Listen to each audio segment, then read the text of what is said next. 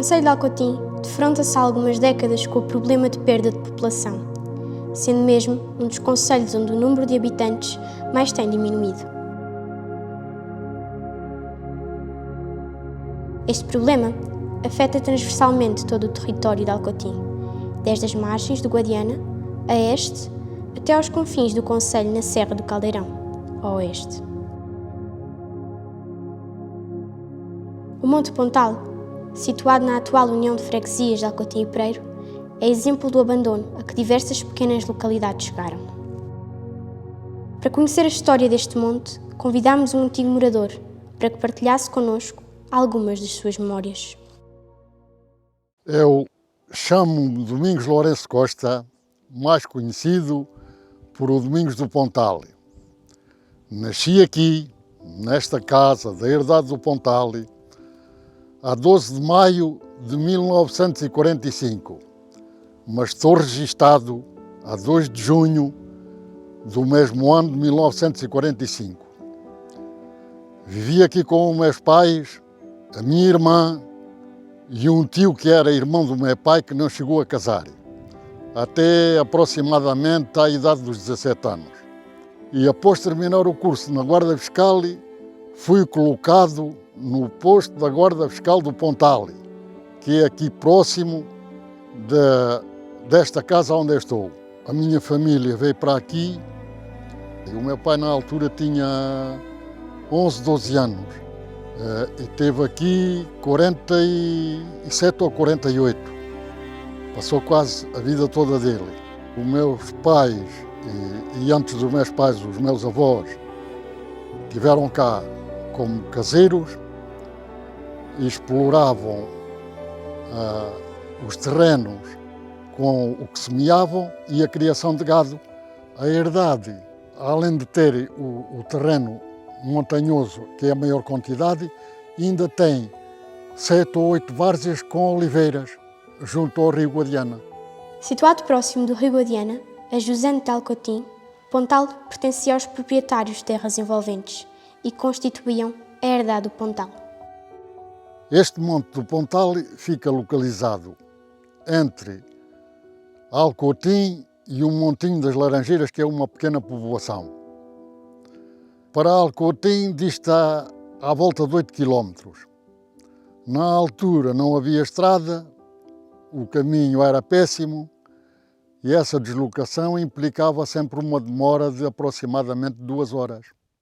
O Pontal era um núcleo habitacional, constituído por escassos edifícios e moradores.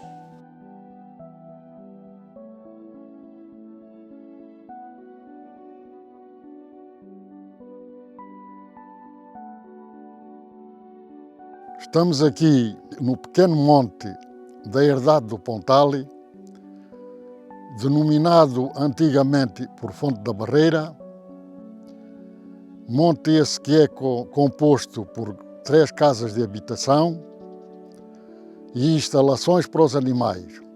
Esta primeira casa, que está à minha retaguarda, destinava-se não exclusivamente, mas em grande parte, ao dono da propriedade. As outras 2 eram as casas de habitação dos meus pais, onde nós vivíamos.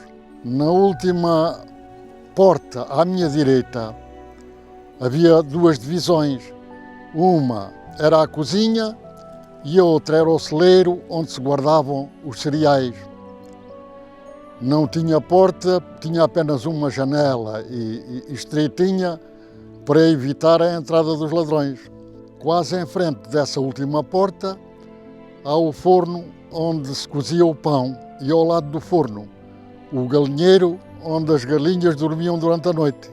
O galinheiro encontrava-se próximo da porta da respectiva cozinha, porque sempre havia mais possibilidade de ser denunciada a presença das raposas em especial, se fossem atacar as galinhas. Na retaguarda das casas, as instalações eram para os animais. Era o respectivo palheiro, onde se guardava a comida para os animais, e o restante onde eles permaneciam durante a noite. Sendo uma propriedade rural, a vida económica dos habitantes do monte girava em torno da atividade agrícola e pecuária. Os meus pais aqui na herdade do Pontal produziam trigo, aveia, cevada, tremoços. Aqui na herdade as árvores de fruto existentes eram as oliveiras em especial, alfarrobeiras, amendoeiras, figueiras e azinheiras. E tínhamos então os animais, que em princípio tinham vacas. Depois a herdade mudou de patrão e esse novo patrão optou por não querer vacas e querer porcos. Os meus pais, quando foi a extinção das vacas e a criação dos porcos, tinham 4 porcas a criar. E os filhos das porcas, os tais bacurinhos, eram vendidos geralmente quando tinham 2 meses. Na época das vacas, acho que eram 5, 6 ou 7 vacas que se destinavam à criação. E que depois os animais mais novos eram vendidos nas feiras. Os meus pais tinham à volta de entre 30 e 50 galinhas. Nem sempre era o mesmo número, porque quando era na altura das criações, depois havia mais. O meu pai tinha colmeias, aproximadamente sempre uma dúzia, e colhia sempre mel para consumo próprio. E quando se tirava o mel, a minha mãe também fazia água-mel. Não residindo habitualmente no monte, que relação mantinham os proprietários com o Pontal? Na época que isto era o dono era o Sr. Francisco, eu penso que ele fazia mais visitas cá quando era na época do princípio das colheitas. Por exemplo, a azeitona, quando era no princípio da apanha da azeitona, ele provavelmente teria de vir ver em que condições se encontravam para assim dar ordens. Depois, quando isto passou a ser de uma filha, que era casada com um senhor de Vila Real de Santo António, esse senhor vinha cá todas as semanas. A princípio todas as semanas, e já por fim passavam-se anos que ele não vinha cá. A exploração era feita da seguinte maneira: a parte que era destinada aos donos, era, suponhamos, no caso do trigo, que era o principal, no caso do trigo era de 6 para quem trabalhava e 1 para o dono da propriedade. E no gado era consoante os contratos que tinha havido. Os habitantes do Pontal dedicavam-se essencialmente a uma agricultura de subsistência. Conciliando diversas atividades, contribuíam para a economia familiar. Essa produção influenciava profundamente o estilo de alimentação praticada.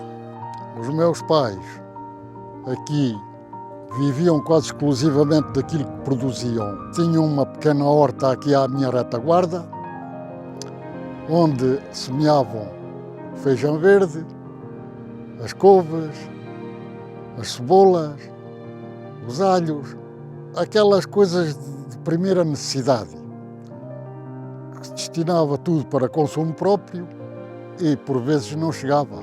A nossa alimentação era mais à base de carne, ovos, porque tínhamos os animais e era o que nos forneciam a carne. A questão do peixe já era diferente, porque os meus pais nunca se dedicaram à pesca e só comíamos peixe quando alguém vinha aqui vendê-lo.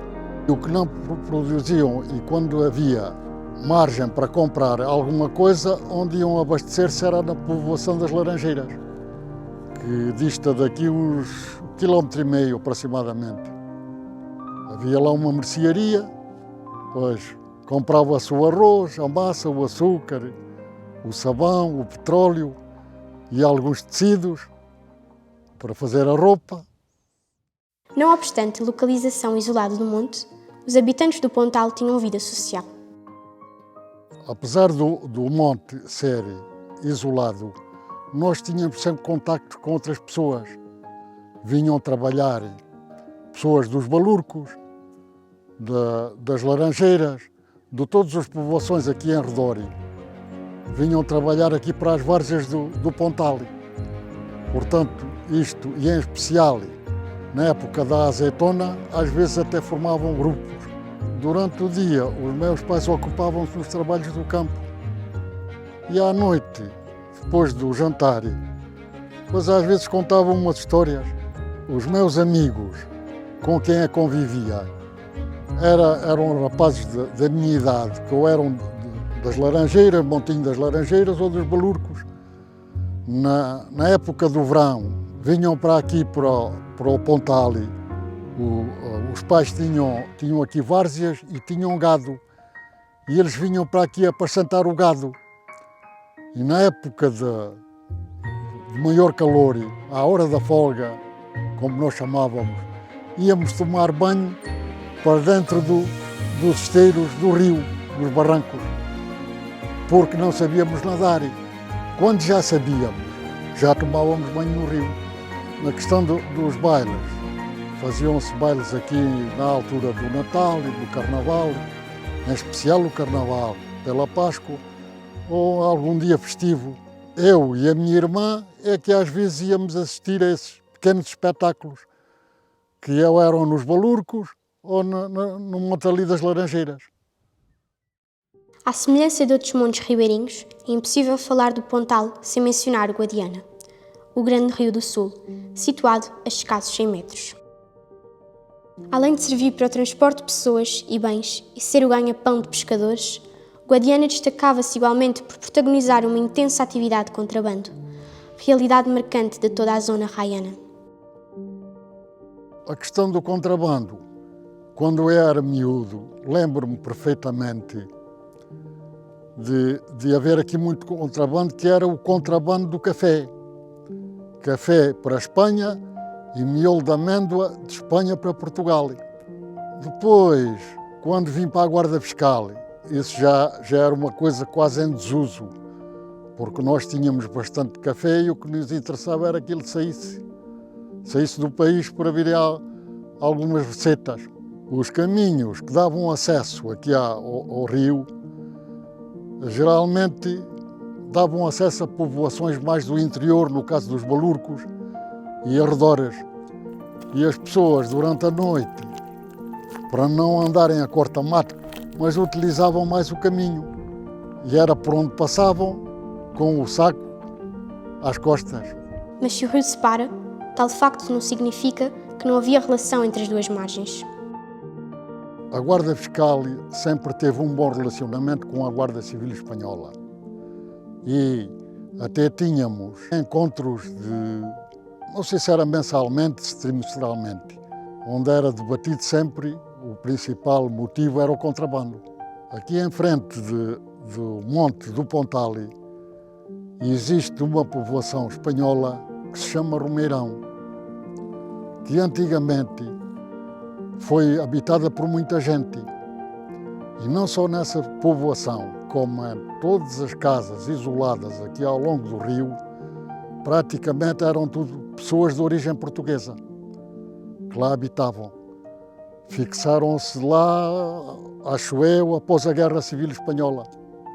Nós chamávamos espanhóis, mas no fundo eles eram portugueses. Só eram considerados espanhóis porque moravam em Espanha.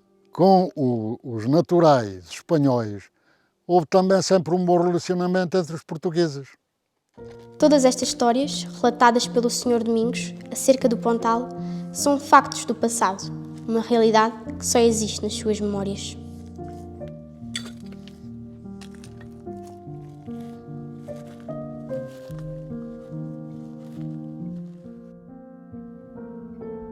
Os meus pais saíram daqui em 1970. Isto depois foi arrendado por um outro senhor que teve na posse aproximadamente 10 anos. Portanto, isto no fins da década de 70, princípios da década de 80, foi completamente abandonado. Quando vejo o monte abandonado como está, sinto uma certa tristeza. É claro, deixa sempre algumas saudades.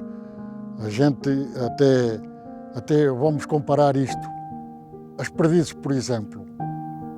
Há uma perdiz que faz aqui o ninho, onde nós temos. É batido por os caçadores, fazem-lhe tiros, matam-nas. mas há alguma que consegue escapar ou aquela vem sempre para aquelas imediações.